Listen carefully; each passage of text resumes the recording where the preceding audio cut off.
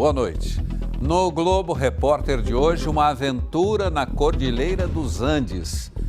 Vamos explorar uma das regiões menos povoadas e mais misteriosas da Terra. Lhamas, jumentos selvagens, flamingos e paisagens de tirar o fôlego.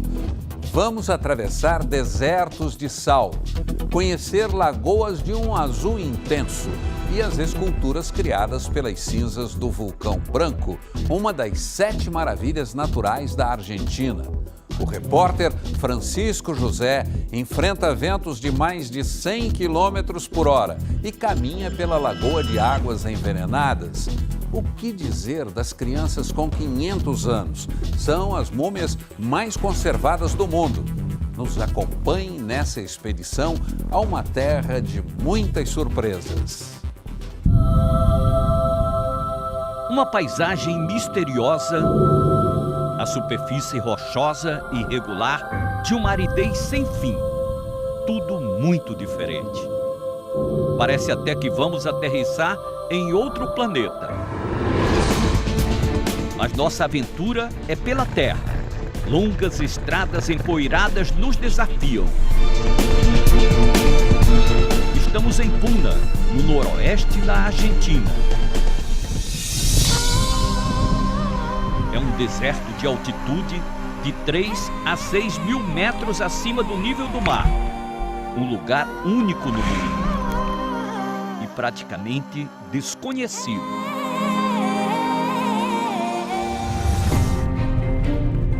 A Puna Argentina é considerada uma das regiões mais desabitadas do planeta. A maior população daqui parece ser de lhamas, marrons, pretas ou brancas, vivendo em liberdade nas montanhas. Os rebanhos caminham sem pressa pela beira da estrada. São animais adaptados às grandes altitudes e podem percorrer cerca de 40 quilômetros por dia. Essa, enfeitada com fitas, anda como se desfilasse para a câmera. No meio do nada, avistamos uma movimentação. São jumentos selvagens. Vieram com os colonizadores espanhóis. Com o tempo, ficaram ariscos. Se reproduziram na imensidão dos Andes. E hoje são peludos, uma adaptação ao frio.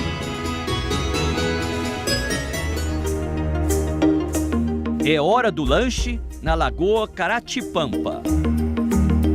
Os jegues selvagens e as lhamas convivem pacificamente nesse cenário deslumbrante.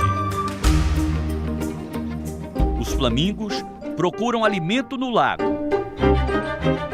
As águas rasas espelham o voo cadenciado, num ritmo só, diante da montanha avermelhada.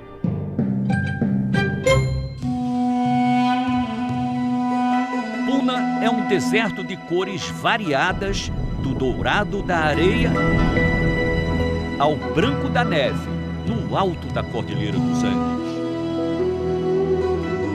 Não é à toa que as montanhas estão cobertas de gelo. O sol já está aparecendo, mas o termômetro indica 13 graus abaixo de zero. É muito frio. Andamos pela planície entre as montanhas sagradas de Macon. São tão claras que lembram dunas de areia. Agora nós estamos chegando às lagoas conhecidas aqui como Olhos do Mar, com água salgada no meio da Cordilheira dos Andes. Mas hoje estão congeladas e ficam com essa tonalidade pastosa do gelo. Mas dependendo do ângulo e da luz do sol, conseguimos ver a cor que deu nome ao lugar. Às vezes, azul turquesa ou verde esmeralda. É de uma beleza impressionante.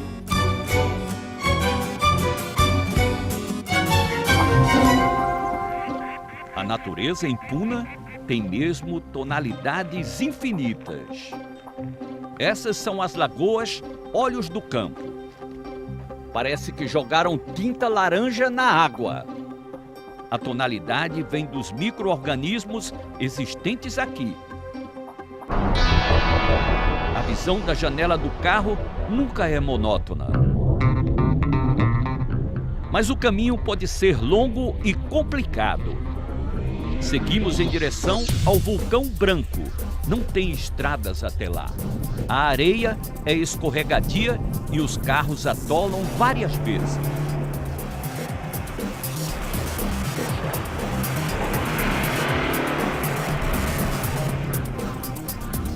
A forma perfeita, ainda arredondada, de uma cratera vulcânica. Estamos na boca do Vulcão Branco. Na sua última explosão, jogou cinzas brancas ao longo da Cordilheira dos Andes, formando o campo de pedra Pómez. E até aí, dentro da cratera, as cinzas brancas ainda estão petrificadas. A fúria do vulcão mudou completamente a paisagem nesta área do deserto de Puna. É comparável à erupção do vulcão Vesúvio, um vulcão muito conhecido que sepultou o povo de Pompeia na Itália. Essa erupção ocorreu há mais de 2 milhões de anos e, por sorte, não houve nenhum povo sepultado, porque não existia vida na Terra.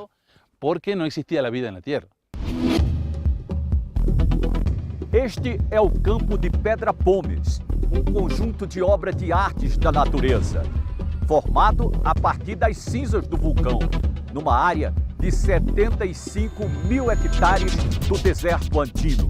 É considerado uma das 7 maravilhas naturais da Argentina. Os blocos de pedra chegam a 50 metros de altura. Formam imensos labirintos, barreiras intransponíveis que resistem ao tempo.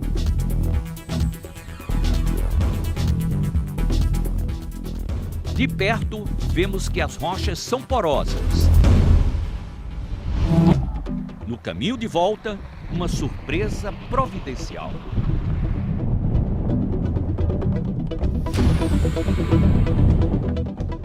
E essa barraca em forma de iglu foi montada para abrigar quem vem de longe. E hoje estamos aproveitando para ir Luiz e Joaquim preparando um almoço para a gente. É a hora da refeição.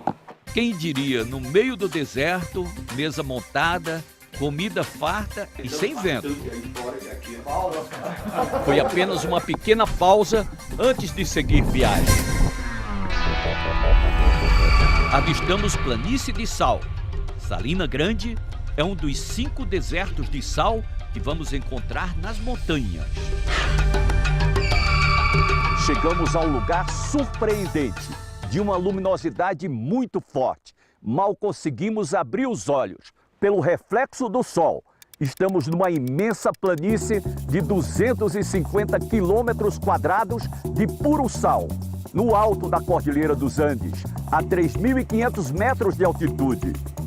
Parece um imenso tapete branco rachado que desaparece do horizonte.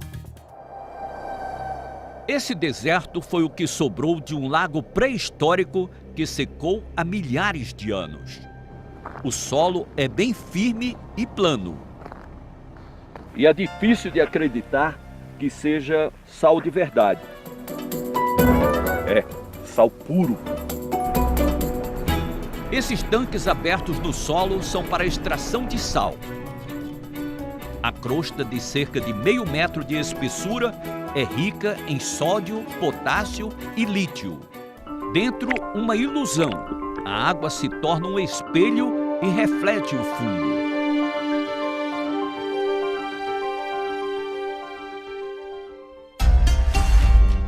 Encontramos um trabalhador da cooperativa local. Tem um chapéu, cobre o rosto com um pano e usa sacos de plástico por cima da calça. E por que tem que proteger todo o corpo? É por el reflejo del sol. Por causa do sol, para não queimar o rosto. No te joda el ojo. Mesmo com o frio do inverno, a radiação solar é impetuosa e insalubre. A variação térmica pode chegar a 60 graus em 24 horas. O branco intenso lembra a neve. tem até esculturas feitas de sal. Mas são poucos que se aventuram a vir até aqui. O restaurante está abandonado. A construção foi feita com tijolos de sal e pode desmoronar a qualquer momento. Depois de passar pelas salinas, fomos atrás de campos mais férteis e encontramos um oásis.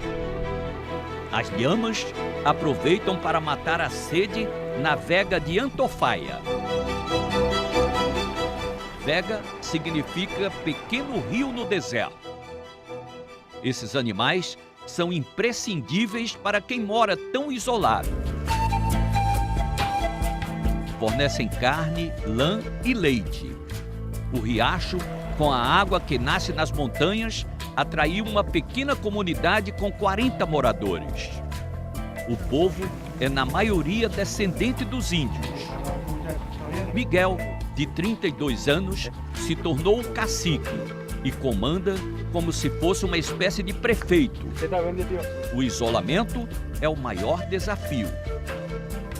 Os maiores problemas são o meio de transporte, digamos, para transportar. E outro problema é rota, digamos.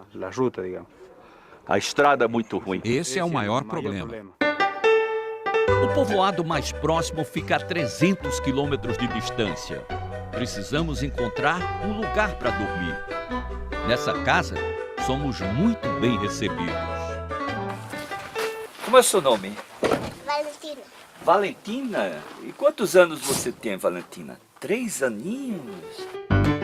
Aníbal e Olga, pais de Valentina, têm também outra filha. É uma família de vida simples. No fundo do quintal, eles têm uma pequena criação de ovelhas. Na hora de alimentar os bichos, é uma farra. Até a Valentina faz questão de ajudar. As pequenas ovelhas são tratadas como bichos de estimação. A família se reúne na cozinha. Como vocês podem ver, o fogão a lenha é também a lareira da casa, onde todos se aquecem. Esta família de 4 pessoas representa 10% da população de Antofalla. Mas vai ter mais um habitante. Olga está grávida no 7º mês.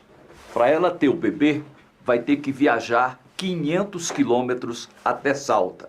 Um dia de viagem pelas estradas de terra. E ela ainda não sabe se é menino ou menina, porque aqui não tem como fazer o exame de ultrassom. Não é perigoso fazer uma viagem tão longa assim? Não, não é fácil. Não é fácil? Não. Não é difícil viver com a família num lugar como esse, tão distante de tudo? No tema econômico, não. Do ponto de vista econômico, não, mas de saúde. Porque não contamos, digamos, com médico para em caso de controle dela, das crianças. Em caso de controle dela, dos chicos. Não tem assistência médica? Temos uma vez ao mês. Mesmo com tantas dificuldades, eles não pensam em sair daqui. Seria difícil, porque aqui é muito lindo também. Porque acá é muito lindo também. E nós vamos passar a noite hoje aqui. Esse é o nosso alojamento.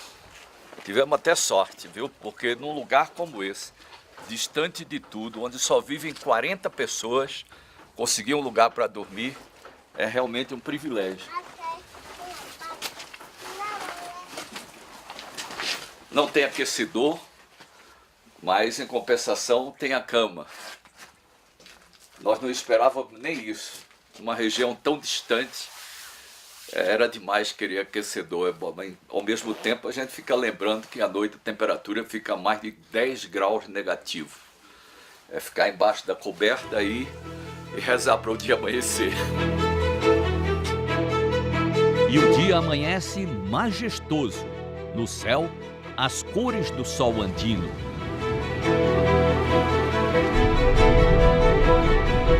Essa imensidão intocada está revelando importantes descobertas para a ciência. É o que vamos desvendar agora, rumo à Lagoa Diamante, no interior da cratera do vulcão Galã, o Colosso de Puna. Tudo aqui é gigantesco. Só a cratera do vulcão Galã tem 42 quilômetros de diâmetro. Na sua última erupção, espalhou cinzas por toda a América Latina. A cratera é tão grande que nem dá a sensação de que estamos dentro do vulcão.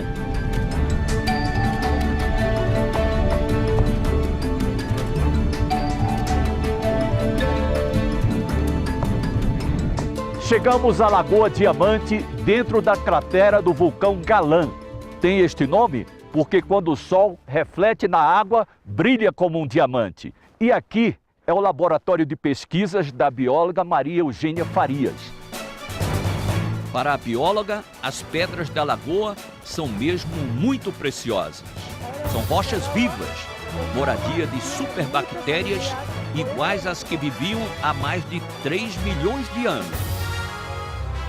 Nós estamos usando essas roupas especiais para proteger do arsênico, que para nós seres humanos é um veneno, mas é o alimento das rochas. A salinidade da água é 8 vezes maior do que a dos oceanos. Por isso não congela nunca, mesmo quando a temperatura está abaixo de zero, como agora. Essas pedras parecem pedras comuns, mas não são. As rochas ajudam a entender melhor como surgiu o oxigênio e a camada de ozônio na Terra. São os fósseis vivos mais antigos do planeta. Esse lugar é como uma janela para o passado. Aqui a ciência pode explorar e imaginar como surgiu a vida no planeta. Ela descobriu que essa pedra que ela retirou aqui tem muitas bactérias. Essa pedra tem cores. Essas cores são formadas por colônias de micro-organismos que respiram arsênico e enxofre. Respiram arsênico da mesma forma que ocorria há milhões e milhões de anos, quando não havia oxigênio na Terra. Por incrível que pareça, ela vai fazer o DNA da rocha. Foram 5 horas na Lagoa Diamante. Os primeiros exames de laboratório mostram que os micro-organismos são poderosos. Produzem uma espécie de fotossíntese dos gases venenosos para o oxigênio. É a força da natureza extrema.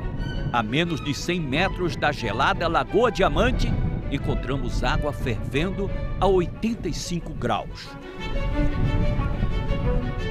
É uma insurgência de água subterrânea do vulcão que alimenta a lagoa. Nosso guia, Joaquim, aproveita para cozinhar um ovo e fazer um lanche. Não é sempre que podemos fazer isso num cenário tão deslumbrante como esse.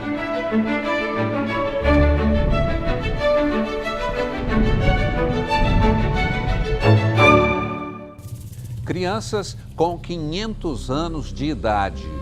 A impressionante imagem de um corpo que nunca se desfez. Veja a seguir.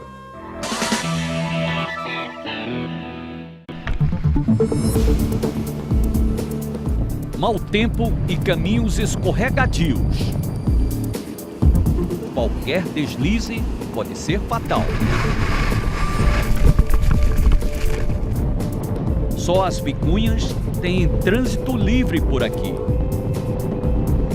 O inverno só está começando, as lagoas já estão congeladas, ventos a mais de 100 km por hora no alto da Cordilheira dos Andes, onde estão os maiores vulcões do planeta. Nossa equipe procura a melhor forma de continuar em frente. Os carros têm que recuar em manobras perigosas.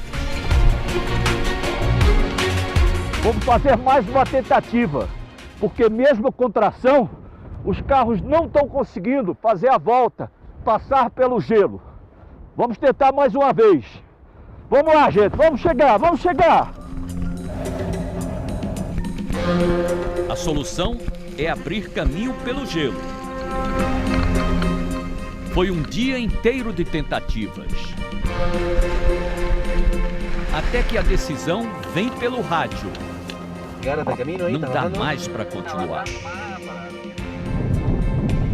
O gelo está muito frágil aqui e afundando. É fim de linha para a gente quando o ponto mais alto está logo ali da frente. Estamos muito perto do vulcão Pisces, mas o mais prudente é retornarmos daqui. O nosso objetivo era chegar ao vulcão inativo mais alto do mundo, o Pisces, com mais de 6.800 metros de altitude, um dos marcos mais imponentes na Cordilheira dos Andes. Os obstáculos do acesso só aumentam os mistérios dessa região. Foi também no alto de outro vulcão, o Lulailaco, que os pesquisadores argentinos chegaram ao túnel do tempo. Fizeram uma grande descoberta: 3 múmias intactas da civilização Inca. São 3 crianças com mais de 500 anos. A arqueóloga Constanza Ceruzzi escalou 150 montanhas com mais de 5.000 metros de altitude até encontrar as múmias de Lulailaco. Chegamos ao cume do vulcão a 6.739 metros de altura. Isso significa que é o sítio arqueológico mais alto de todo o planeta. Foi como encontrarmos com embaixadores do passado. Foi um momento muito especial.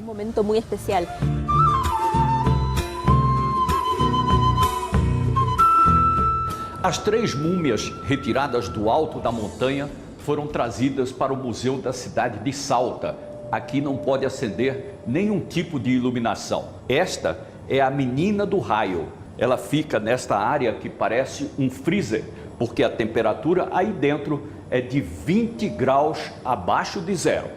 Sim, esta sala é muito especial por questões de conservação e preservação das 3 crianças. Por isso tem que ter pouca luz, para preservar a pele das crianças. Para preservar a pele dos niños. Gabriela, por que chamam a Niña del Rayo? Porque sabemos, por estudos arqueológicos e pelos objetos que a rodeavam, que em algum momento dos 500 anos em que esteve enterrada, um raio atingiu a tumba, penetrou na terra e queimou parte do seu rosto e parte do seu corpo. Por isso a chamam de Menina do Raio. Por isso a hemos bautizado Niña del Rayo. A diretora do Museu de Salta confirma que as crianças foram mortas no altar de sacrifícios em cerimônia inca. Esse tipo de cerimônia se chamava capacocha, ou obrigação real, que eram feitas em situações especiais, quando um inca subia ao governo ou uma catástrofe climática. Então, tinha que dar à terra a maior das oferendas, que era a vida de uma criança. As múmias foram estudadas minuciosamente durante 5 anos por cientistas da Universidade de Salta. As 3 crianças são as múmias mais bem conservadas do mundo. Conservam todos os órgãos internos, sua última comida, absolutamente tudo como se tivessem ficado numa cápsula do tempo por 500 anos.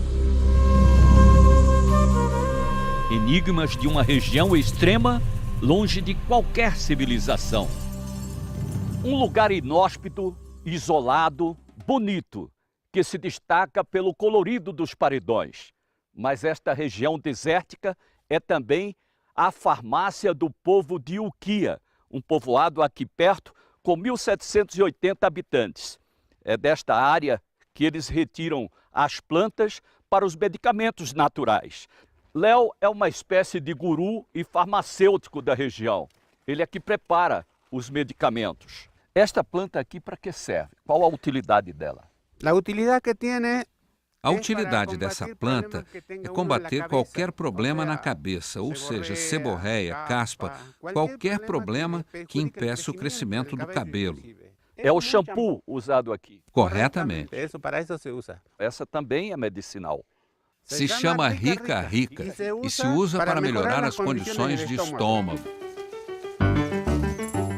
No quintal da casa de Léo, em Uquia, ele cultiva quase todas as espécies medicinais encontradas no deserto.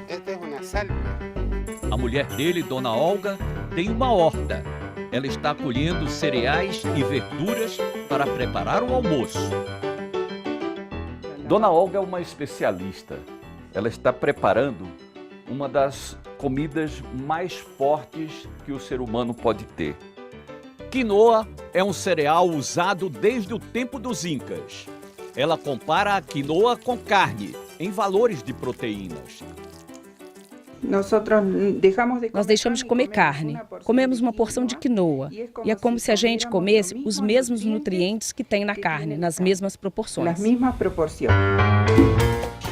Nossa equipe aguarda ansiosamente o pastelão de quinoa que Dona Olga preparou para o almoço. O pastel de quinoa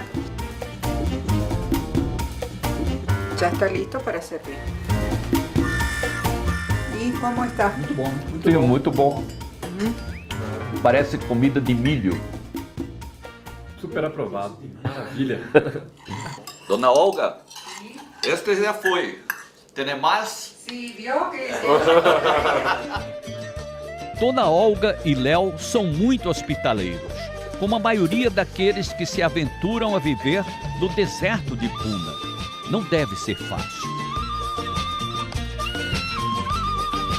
No extremo norte da Argentina, uma cadeia de montanhas coberta de gelo, onde podem ser encontrados 8 vulcões, todos inativos. E do outro lado das montanhas de gelo está o Chile, onde começa o deserto de Atacama. O povoado de Tolar Grande parou no tempo. As casas estão cercadas pelas montanhas geladas. Essas pilhas de madeira são fornecidas pela prefeitura para serem usadas nas lareiras das residências como aquecedores. Uma estação ferroviária desativada há 25 anos. Desde que o trem deixou de vir a Tolar Grande, houve uma mudança radical na cidade. A população, que era de mais de 2.000 pessoas, hoje não passa de 300 habitantes. O trem deixou de transportar o produto de sustentação básica econômica de toda a região, o enxofre. Muitas casas abandonadas são relíquias do passado. Nas ruas, uma sequência de portas fechadas. Os filhos de Dona Elza Rios também partiram, mas ela resolveu ficar. Havia um trem de carga com um só vagão que transportava as pessoas e também trazia provisões para Tolar Grande. Como você vê, aqui é um lugar muito inóspito. Tudo tem que trazer da civilização. Além do isolamento, os moradores enfrentam um inverno rigoroso. É muito frio. Muito frio. Muito frio. Temos noites que chegam a alcançar 10, 12, 13 graus abaixo de zero. Sentimos na pele as madrugadas geladas do deserto. O belo amanhecer em São Francisco de Alfacito indica que vamos ter mais um dia de sol com muito frio. Nesta vila, vivem apenas 90 pessoas. Olá, Dona Ernestina, como está? Muito gosto. Dona Ernestina, a artesã mais famosa da vila, faz roupas a partir da lã extraída de lhamas e ovelhas. Tudo isso aqui é feito à mão com essas duas peças. Mas o mais impressionante do trabalho da Dona Ernestina é o tear rústico, onde ela faz as peças. Esse tear ainda funciona com perfeição. Transforma a lã dos animais em fios para confeccionar blusas e agasalhos. Eu vou pedir a Arimateia para mostrar o visual da janela do local de trabalho da Dona Ernestina. A paisagem da cordilheira é grandiosa. É a recompensa das longas distâncias. No extremo sul do deserto de sal da Argentina, uma formação rochosa impressionante. O Cone de Arita, que tem a forma de um vulcão, mas não é vulcão. E alguns autores consideram que é a forma de pirâmide natural mais perfeita do mundo. Lembra a oponência dos faraós, mas é esculpida pelo vento e resiste ao tempo. É mais uma obra de arte da natureza no deserto da Cordilheira. Montanhas que parecem flechas apontadas para o céu. E os cactos gigantes, plantas que vivem mais de 200 anos. É daqui a pouco.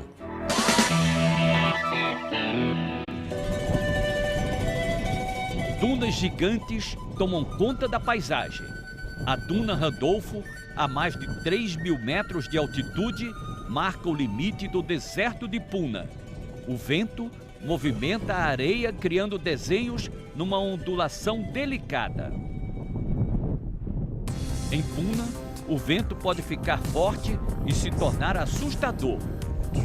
É o chamado vento sonda, que produz nuvens de poeira perigosas.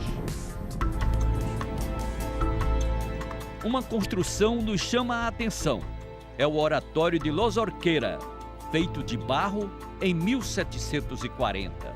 A capela particular faz parte da Rota do Adobe. Pelas estradas dos Andes, encontramos milhares de cardones. Fazem parte da paisagem. Sentinelas do deserto, que podem ser usados também como alimento e de forma medicinal para cicatrizar feridas e curar irritação da pele. Os cardones são os cactos das alturas. Eles podem ser encontrados entre 1.500 e 3.000 metros de altitude ao longo da Cordilheira dos Andes, de norte ao sul do continente. E são resistentes. Vivem mais de 200 anos. Antigamente, no período Inca e espanhol, a madeira no coração dessa planta era utilizada para construções, principalmente para tetos, portas e janelas. Hoje estão protegidas. Não se pode tocar. Estão protegidos, não se podem tocar.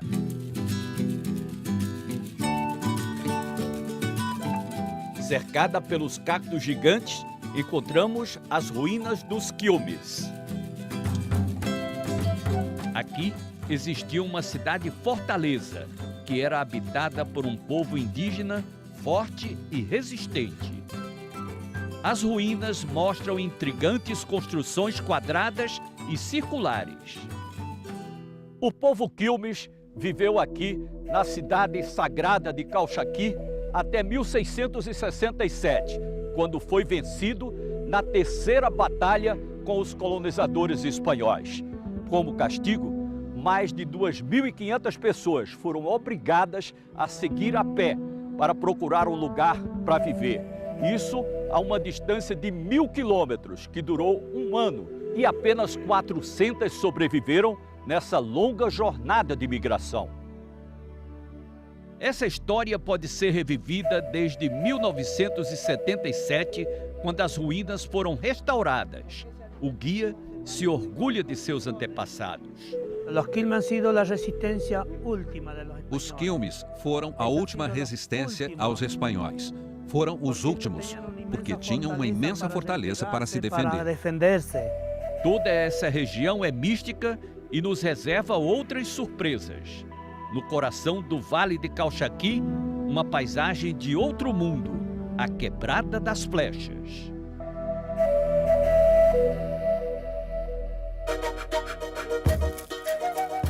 O nome tem origem na forma pontiaguda das rochas. Lembram flechas apontadas para o céu. Com 20 quilômetros de extensão, a quebrada é cortada pela Rota 40, que atravessa a Argentina de norte a sul. Estamos descendo mais uma montanha da cordilheira. A natureza caprichou na criação do desfiladeiro há mais de 15 milhões de anos. E no meio de tanta aridez, chegamos a uma terra florida, as parreiras de Cafayate. Os pássaros aproveitam esse recanto fértil. A cerca de 50 quilômetros de Cafayate, encontramos a Reserva Natural das Conchas. A estrada é invadida por um imenso trânsito de cabras. São centenas e seguem caminho de forma organizada sob vigilância da pastora e seu cachorro. O cenário ganha vida nas montanhas multicoloridas. Essa área toda já foi uma grande floresta com rios e lagos num passado muito distante. Uma fenda entre as rochas com 70 metros de altura, onde há 50 milhões de anos havia uma cachoeira. Hoje é o grande anfiteatro da Quebrada das Conchas, cenário dos grandes espetáculos da natureza no noroeste da Argentina. Os paredões mudam de cor de acordo com a posição do sol e criam formas nas pedras que parecem ter vida. Outro lugar impressionante, esculpido pela água, é a Fenda do Diabo. A passagem da água e do vento também deixou curiosas formações naturais. Essa torre de pedra solitária é conhecida como o obelisco. Essa outra rocha parece um sapo gigante.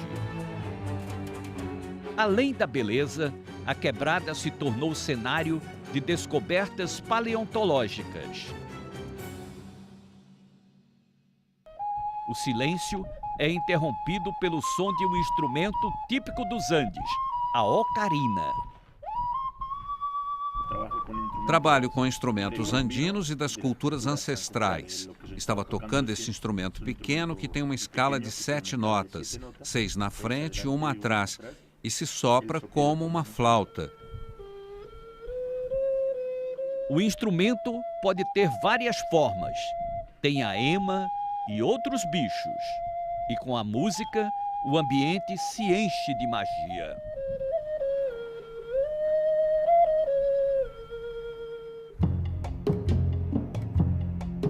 Ao longo da expedição, sempre em curvas perigosas, encontramos oratórios cercados de garrafas d'água e pneus. São homenagens à defunta Correia, uma mulher que morreu de sede no deserto e se tornou patrona dos caminhoneiros na Argentina. Nós fomos abençoados nesses 19 dias de viagem. Percorremos 3.500 quilômetros, passando por 3 estados no norte e noroeste da Argentina. Brasil. Encontramos um povo hospitaleiro e muito simpático. Todos orgulhosos das suas tradições, como Marta Salta, que fez questão de abrir a porta da sua casa para nos mostrar. No fogão, a comida simples e saborosa dos Andes, batatas e sopas.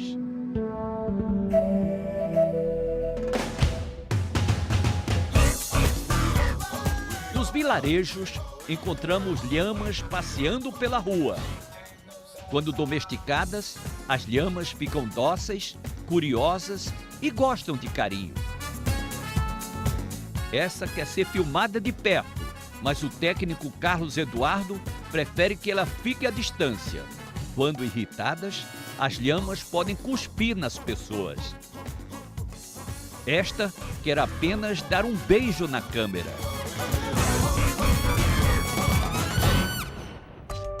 Chegamos a Salta, o final da nossa viagem. E aqui também encontramos um enigma. Um dos principais monumentos da cidade de Salta foi construído com rochas marinhas. Como é que pode explicar isso, professor? Antigamente, o mar chegava até aqui nessas rochas. Estamos falando de mais de 470 a 500 milhões de anos atrás. Tudo isso está preservado. Todo esto ha quedado preservado. Mais um tesouro natural de uma Argentina tão próxima do Brasil e até então desconhecida. Fique agora com mais um capítulo da novela Verdades Secretas. Um bom fim de semana e até a próxima sexta.